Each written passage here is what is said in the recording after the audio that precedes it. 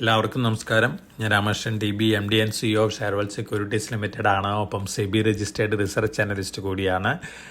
ഈ പോഡ്കാസ്റ്റ് കേട്ടതിന് ശേഷം ഡിസ്ക്ലെയിമർ കൂടി വായിച്ചു നോക്കണമെന്ന് താല്പര്യപ്പെടുന്നു.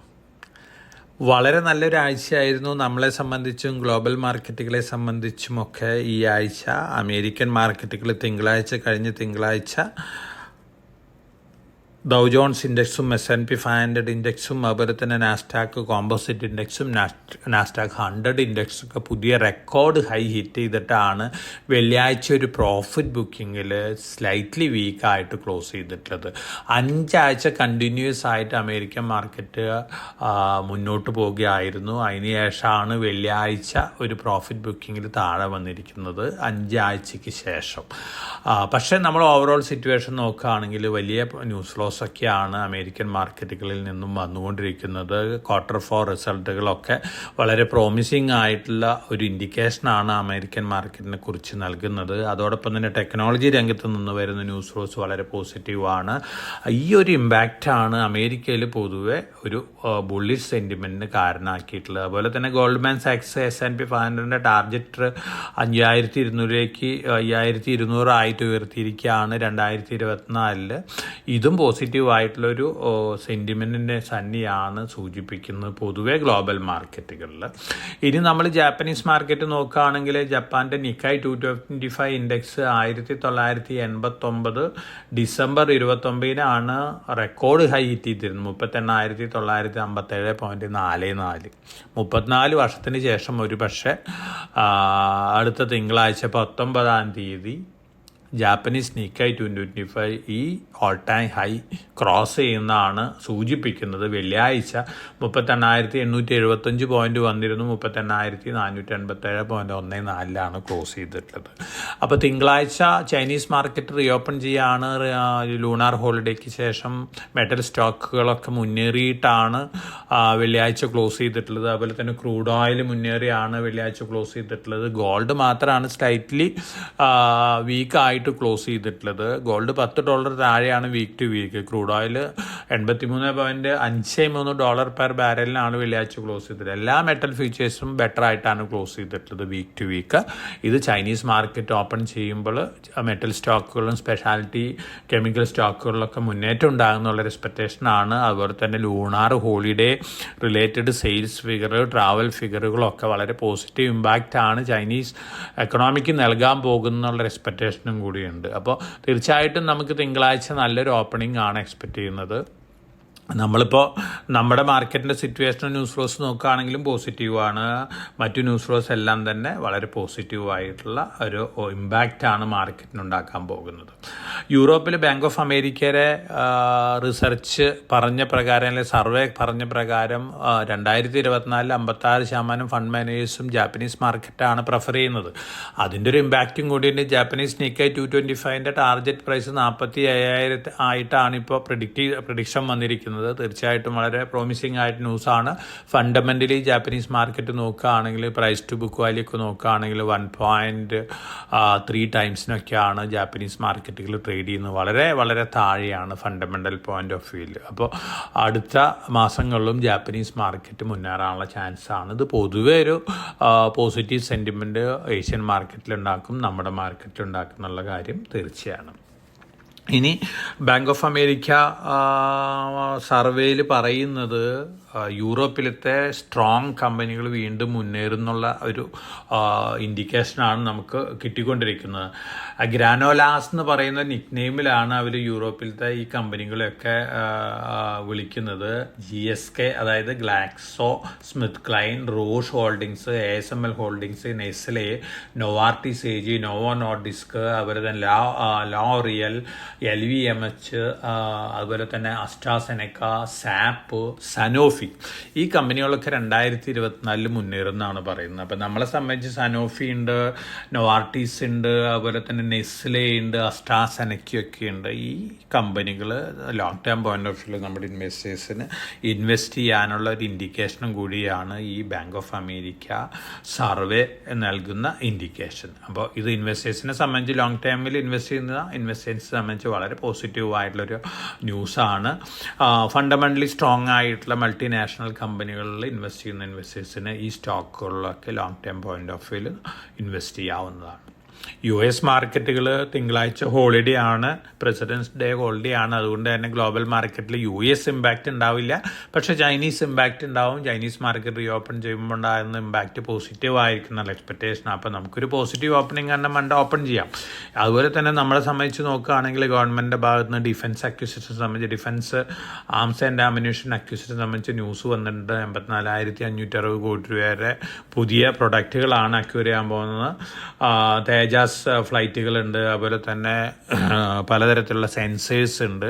പൊതുവെ ഈ പ്രൊക്യൂർമെൻ്റൊക്കെ പോസിറ്റീവായിട്ട് ഇമ്പാക്റ്റ് നൽകുന്നത് BELനും അതുപോലെ തന്നെ ഭാരത് ഫോർജിനും ഭാരത് ഡൈനാമിക്സ് ലിമിറ്റഡിനും അതുപോലെ തന്നെ HALനൊക്കെയാണ്.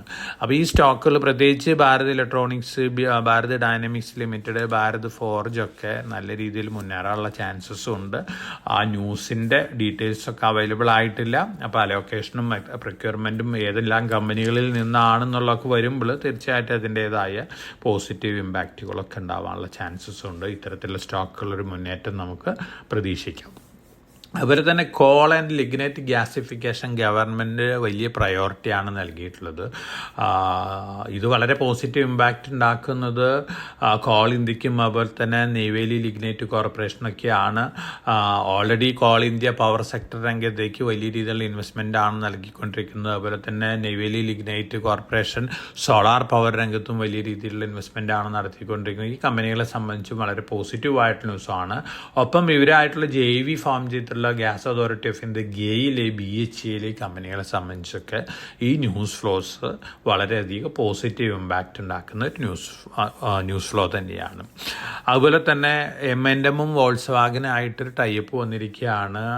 സപ്ലൈ അഗ്രിമെൻ്റ് ആണ് മെയിനായിട്ട് വരുന്നത്. കീ ഇലക്ട്രിക് കമ്പണൻസ്, ഇലക്ട്രിക് വെഹിക്കിളിന് യൂസ് ചെയ്യുന്ന ഇലക്ട്രിക് കമ്പണൻസും അതുപോലെ തന്നെ യൂണിഫൈഡ് ബാറ്ററി സെല്ലുണ്ട്. അത് വോൾസ്വാഗൻ്റെ ഒരു യുണീക്ക് പ്രൊഡക്റ്റാണ്. അപ്പോൾ ഈ ബാറ്ററി സെല്ല് യൂസ് ചെയ്യുകയാണെങ്കിൽ ബാറ്ററി കോസ്റ്റിൽ വലിയ രീതിയിലുള്ള പ്രൈസ് റിഡക്ഷൻ വരുന്നതാണ് പറയുന്നത്. അപ്പോൾ പൊതുവേ ഈ MOU, ഈ സെയിൽസ് അഗ്രിമെൻറ്റ് വോൾസ്വാഗനും അതുപോലെ തന്നെ M&Mനും പോസിറ്റീവ് ആണ്.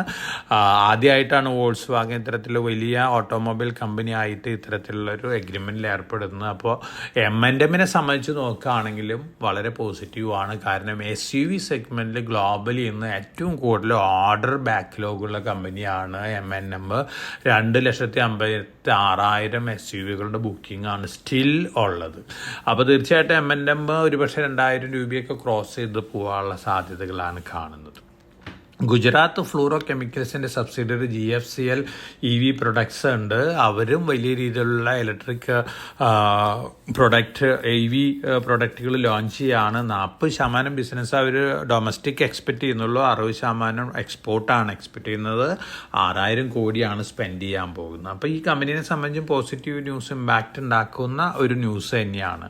തെർമാക്സ് വലിയ രീതിയിലുള്ള സ്പെൻഡിങ് ആണ് ഗുജറാത്തിൽ വീണ്ടും നടത്താൻ പോകുന്നത്. ഈ ന്യൂസും തെർമാക്സിനെ സംബന്ധിച്ചും പോസിറ്റീവായിട്ട് ഇമ്പാക്റ്റ് നൽകുന്ന ന്യൂസാണ്. ഒപ്പം നമ്മൾ ജനറേറ്റീവ് ആർട്ടിഫിഷ്യൽ ഇൻ്റലിജൻസ് സെമിനാറൊക്കെ നടന്നപ്പെടുന്ന ഏറ്റവും കൂടുതൽ റെക്കമെൻഡ് ചെയ്തൊരു സ്റ്റോക്കായിരുന്നു പോളിസി ബസാർ. കാരണം AI ടൂളുകൾ ധാരാളം യൂസ് ചെയ്യുന്നൊരു കമ്പനിയാണ്. പോളിസി ബസാർ വീണ്ടും ഇൻഷുറൻസ് രംഗത്തേക്ക് കിടക്കുകയാണ്. അതുപോലെ തന്നെ പേയ്മെൻറ്റ് അഗ്രിഗേറ്റർ ലൈസൻസിന് അപ്ലൈ ചെയ്യാൻ പോവുകയാണ്. പോസിറ്റീവ് ന്യൂസാണിത്. കാരണം ഓൾറെഡി ഒരു ടേൺ അറൗണ്ടാണ്, ഫിനാൻഷ്യൽ ടേൺ അറൗണ്ട് നടത്തിയിട്ടുള്ള കമ്പനിയാണ്. അപ്പോൾ കറണ്ട് ലെവലിൽ നിന്ന് വീണ്ടും മുന്നേറാനുള്ള സാധ്യതകളാണ് പോളിസി ബസാർ ഈ ന്യൂസ് കൊണ്ട് നമ്മൾ എക്സ്പെക്റ്റ് ചെയ്യുന്നത്. അപ്പോൾ തീർച്ചയായിട്ടും ഇത്തരത്തിൽ ന്യൂസുകൾ നമ്മുടെ പല കമ്പനികൾക്കും പോസിറ്റീവായിട്ടുള്ള ഇമ്പാക്റ്റ് ആണ് നൽകിക്കൊണ്ടിരിക്കുന്നത്. അതിൻ്റെ ഇമ്പാക്റ്റുകളൊക്കെ അതാത് സ്റ്റോക്ക് പ്രൈസുകളിൽ കാണാനായിട്ട് സാധിക്കും. IRCTC rail നീരുണ്ട്. റെയിൽ നീർ എന്ന് പറഞ്ഞാൽ വാട്ടർ, റെയിലിൽ കിട്ടുന്ന വാട്ടറിൻ്റെ 72,000 ലിറ്റർ പെർ ഡേ കപ്പാസിറ്റി ഉള്ള പുതിയ ഒരു പ്രോജക്റ്റ് ഇനാഗ്രേറ്റ് ചെയ്തിരിക്കുകയാണ്. കമേഴ്ഷ്യൽ പ്രൊഡക്ഷൻ സ്റ്റാർട്ട് ചെയ്തിട്ടുണ്ട്. വിശാഖപട്ടണത്താണ്. അപ്പോൾ IRCTCനെ സംബന്ധിച്ച് വളരെ വളരെ പോസിറ്റീവായിട്ടുള്ള ന്യൂസാണ്. നെയ്വേലി ലിഗ്നൈറ്റ് കോർപ്പറേഷൻ, ഞാൻ നേരത്തെ പറഞ്ഞു, ലിഗ്നൈറ്റ് ഗ്യാസിഫിക്കേഷൻ്റെ പോസിറ്റീവ് ഇമ്പാക്റ്റ് ഉണ്ട്. ഒപ്പം തന്നെ 300 മെഗാവാട്ട് സോളാർ പ്ലാന്റ് അവർ രാജസ്ഥാനിലും കൂടി ഓപ്പൺ ചെയ്തിരിക്കുകയാണ്. തീർച്ചയായിട്ടും വളരെ പോസിറ്റീവായിട്ട് ന്യൂസാണ്. പ്രൈസ് ടു ബുക്ക് വാല്യൂ അതുപോലെ ഫണ്ടമെൻ്റൽ പോയിന്റ് ഓഫ് വ്യൂ നോക്കുകയാണെങ്കിൽ വളരെ ലോ പ്രൈസ് കൂട്ടുന്നൊരു PSU സ്റ്റോക്കും കൂടിയാണ് നെയ്വേലി ലിഗ്നൈറ്റ് കോർപ്പറേഷൻ. നമ്മൾ റെക്കമെൻഡ് ചെയ്തിട്ടുള്ളൊരു ഡെലിവറി പിക്കും കൂടിയാണ്. ഇൻവെസ്റ്റേഴ്സിന് long time point of view വാങ്ങി വയ്ക്കാവുന്ന ഒരു PSU സ്റ്റോക്കാണ്. വളരെ ചീപ്പാണ് ഇപ്പോഴത്തെ. അതിൻ്റെ ഫണ്ടമെൻ്റൽ നോക്കുകയാണെങ്കിൽ price to book value 2.22 times മാത്രമേ ഉള്ളൂ. PE റേഷ്യോ 14.37 ഉള്ളൂ. ഗവൺമെൻറ് ഹോൾഡ് ചെയ്യുന്നത് 79.2%. 1386.63 കോടിയാണ് ഇക്വിറ്റി ക്യാപിറ്റൽ. അപ്പോൾ ലോങ് ടൈമിലേക്ക് വളരെ റിസ്ക് ഫ്രീ ആയിട്ടുള്ള, റിസ്ക് കുറഞ്ഞിട്ടുള്ളൊരു ഇൻവെസ്റ്റ്മെൻ്റ് ആയിരിക്കാം NLC India limited Neyveli Lignite corporation. Adani realty വീണ്ടും ന്യൂസിൽ വരികയാണ്. ധാരാവി പ്രൊജക്റ്റ് ലോഞ്ച് ചെയ്തതിനു ശേഷം ബോംബെയിലത്തെ മറ്റൊരു ഇമ്പോർട്ടൻറ്റ് പ്രൊജക്റ്റും കൂടി അഡാനിക്ക് കിട്ടിയിരിക്കുകയാണ്. L&Tനെ ബീറ്റ് ചെയ്തിട്ടാണ് ഈ ഓർഡറിനെ കിട്ടിയിരിക്കുന്നത്. തീർച്ചയായിട്ടും അഡാനി എൻ്റർപ്രൈസിനെ സംബന്ധിച്ച് വളരെ പോസിറ്റീവാണ്. പൊതുവേ ഈ അഡാനി ഗ്രൂപ്പ് കമ്പനികളെ സംബന്ധിച്ച് ന്യൂസ് പോസിറ്റീവാണ്. പക്ഷേ ഏറ്റവും കൂടുതൽ പോസിറ്റീവ് ഇമ്പാക്റ്റ് ഉണ്ടാക്കാൻ പോകുന്നത് അഡാനി എൻ്റർപ്രൈസസിനാണ്. ഇനി നമ്മൾ മറ്റു ന്യൂസ് ഫ്ലോസൊക്കെ നോക്കുകയാണെങ്കിൽ ഗവൺമെൻറ് ഒരു പുതിയ പോർട്ട് മഹാരാഷ്ട്രയിലത്തെ പോർട്ടുണ്ട്. വാധാവാൻ പോർട്ടാണ്. ഇത് കുറേ കാലമായി കോൺട്രവേഴ്സിയിലൊക്കെ എടുക്കുകയാണ്. എൻവിറോൺമെൻ്റൽ ഇഷ്യൂ ഒക്കെ കാരണം. അത് പക്ഷേ ഗവൺമെൻറ് ഏത് നിമിഷവും അത് ക്ലിയർ ചെയ്യുന്നതാണ് പറയുന്നത്. അങ്ങനെ വരികയാണെങ്കിൽ ആരാണ് ബിഡ് ചെയ്യുന്നതിനനുസരിച്ച് ആ സ്റ്റോക്കുകളിൽ ഒരു അപ്രിസിയേഷൻ കിട്ടാനുള്ള ചാൻസസ് ഉണ്ട്. ബിഡ് ചെയ്ത് ആർക്കാണ് ഈ പോർട്ട് അലോക്കേഷൻ വരുന്നതിനനുസരിച്ച് മൂവ്മെൻ്റ് ആയിരിക്കാം. ഇപ്പോഴത്തെ അവസ്ഥയിൽ അഡാനി പോർട്ടും JSW ഇൻഫ്രയാണ് മുന്നിട്ട് നിൽക്കുന്നത് പറയപ്പെടുന്നു. 76,000 കോടി രൂപയാണ് പ്രൊജക്റ്റ് കോസ്റ്റ്. 38,000 കോടി പ്രൈവറ്റ് പബ്ലിക് പാർട്ടിസിപ്പേഷനാണ്. അപ്പോൾ പ്രൈവറ്റ് പാർട്ടി 38,000 കോടി ഇൻവെസ്റ്റ് ചെയ്യേണ്ടി വരും. അപ്പോൾ ഇതിൻ്റെ ഒരു അനൗൺസ്മെൻറ്റും ഗവൺമെൻറ് ക്യാബിനറ്റിനോടൊക്കെ അടുത്ത ദിവസങ്ങളിൽ വരാം. അപ്പോൾ അതിനനുസരിച്ച് അഡാനി പോർട്ടിലോ അല്ലെങ്കിൽ JSW ഇൻഫ്രയിലോ ഒരു മൂവ്മെൻ്റൊക്കെ കാണാനുള്ള സാധ്യതകൾ വളരെ വളരെ കൂടുതലാണ്.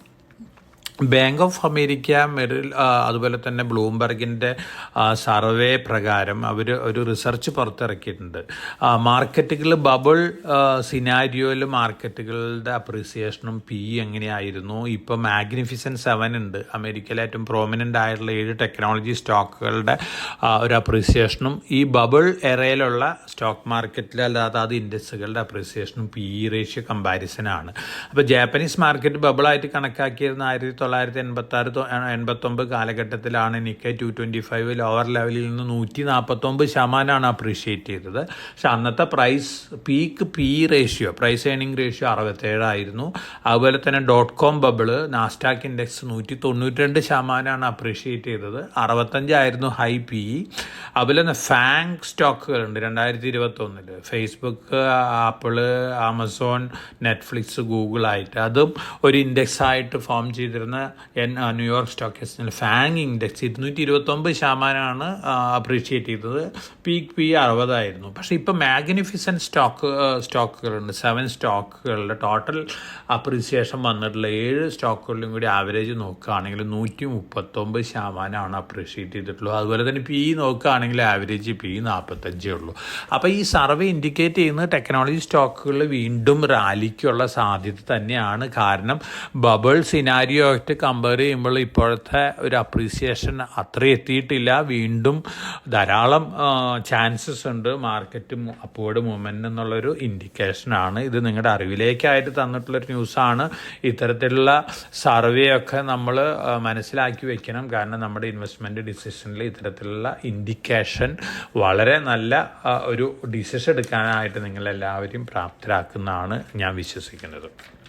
ഇനി നമുക്ക് നമ്മുടെ ധാരാളം സ്റ്റോക്കുകൾ നമ്മൾ റെക്കമെൻഡ് ചെയ്തിട്ടുണ്ട് ഇൻവെസ്റ്റേഴ്സിന്. 2023 ദീപാവലി പിക്കോട്ട്, 2024 പിക്കോട്ട്, അത് റിപ്പീറ്റ് ചെയ്ത് നമ്മൾ കഴിഞ്ഞ വെള്ളിയാഴ്ച കൊടുത്തിട്ടുണ്ട്. ആ വെള്ളിയാഴ്ച കൊടുത്തുള്ള സ്റ്റോക്കുകളൊന്ന് നാഷണൽ അലുമിനിയാണ്, നാൽക്കോ ആണ്. നമ്മൾ ആദ്യം കൊടുത്ത ടൈമിൽ റെക്കമെൻഡ് പ്രൈസ് 96 ആയിരുന്നു. ഇപ്പോൾ കോട്ട് ചെയ്യുന്ന 165, 166 റേഞ്ചിലൊക്കെയാണ്. പക്ഷേ ഫർദർ വീണ്ടും മുന്നേറാനുള്ള ചാൻസ് തന്നെയാണ് കാണുന്നത്. അതുപോലെ തന്നെ India Bull Real Estate Embassy ഗ്രൂപ്പായിട്ടുള്ള മെർജ് അടുത്ത 3 മാസത്തിനുള്ളിൽ കംപ്ലീറ്റ് ചെയ്തേക്കാം. ഫണ്ടമെൻ്റൽ പോയിന്റ് ഓഫ് വ്യൂ നോക്കുകയാണെങ്കിൽ പ്രൈസ് ടു ബുക്ക് വാല്യൂ നോക്കുകയാണെങ്കിൽ 0.95 മാത്രമേ ഉള്ളൂ. മറ്റ് റിയൽ എസ്റ്റേറ്റ് കമ്പനികളൊക്കെ ആയിട്ട് താരതമ്യം ചെയ്യുമ്പോൾ വളരെ കുറവാണ്.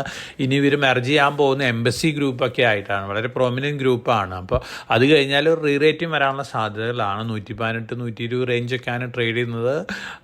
കമ്പാരിറ്റീവ്ലി റിസ്ക് കുറവുള്ളൊരു സ്റ്റോക്കാണ്. മറ്റൊരു സ്റ്റോക്ക് സൊമാറ്റോ ആണ്. നമ്മുടെ ടിപ്പിക്കുകളിൽ ഒന്നാണ്. വീണ്ടും മുന്നേറാനുള്ള സാധ്യതകളാണ് കാണുന്നത്.